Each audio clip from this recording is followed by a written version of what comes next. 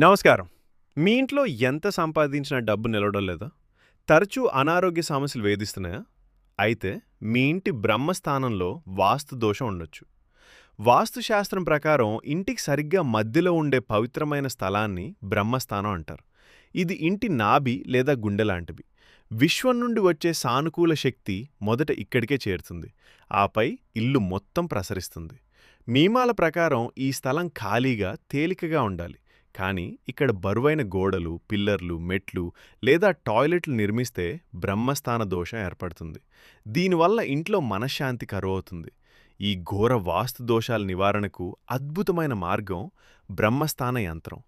రాగి లేదా పంచలోహాలతో చేసిన ఈ పవిత్ర యంత్రాన్ని ఇంటి మధ్య భాగంలో భూమిలో కానీ లేదా ఉత్తర తూర్పు గోడపై కానీ ప్రతిష్ఠించాలి. ఇది ప్రతికూల శక్తులను గ్రహించి ఇల్లంతటా ప్రశాంతతను, ఐశ్వర్యాన్ని నింపుతుంది. మీ ఇంట్లో కూడా ఇలాంటి సమస్యలుంటే వెంటనే నిపుణుల సలహాతో బ్రహ్మస్థాన యంత్రాన్ని ఏర్పాటు చేసుకోండి. మరిన్ని వాస్తు చిట్కాల కోసం మా ఛానల్ని సబ్స్క్రైబ్ చేయండి.